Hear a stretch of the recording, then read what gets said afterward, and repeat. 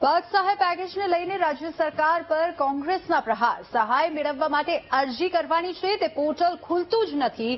6 જિલ્લામાં એક પણ જગ્યાએ પોર્ટલ ખુલતું નથી। પાલ આંબલિયાએ આ નિવેદન આપ્યું છે। 14 થી 28 જુલાઈ સુધી પોર્ટલ પર કરવાની છે ઓનલાઈન અરજી અને આ 6 જિલ્લામાં એક પણ જગ્યાએ પોર્ટલ ખુલતું જ નથી। અરજીના 4 દિવસ પછી 4 દિવસ જ બાકી હોવા છતાં પોર્ટલ નથી ખુલી રહ્યું। ખેતી નિયામક અને કૃષિ મંત્રી સરકારને બદનામ કરે છે। સરકારની વેબસાઇટ ઉપર જઈ અને ખેડૂતોએ 14 તારીખથી 28 જુલાઈ સુધીમાં આ ઓનલાઈન કરવાનું છે। જે 6 જિલ્લાઓમાં આ રાહત પેકેજ મંજૂર થયું છે, આ 6 જિલ્લામાંથી કોઈ પણ એક ગામમાં પણ આ પોર્ટલ આજની તારીખમાં ખુલતું નથી।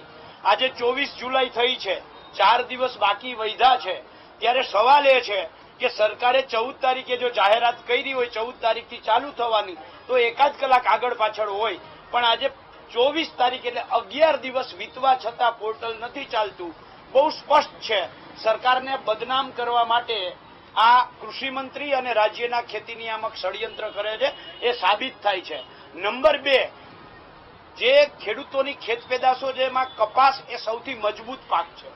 જો કપાસનો પાક 33% કરતા વધારે નુકસાન થયું છે તો ઝીણા પાક મગફળી હોય, મગ હોય, મઠ હોય, અડદ હોય, તલ હોય, આ પાકનો તો હોથ વળી ગયો હોય।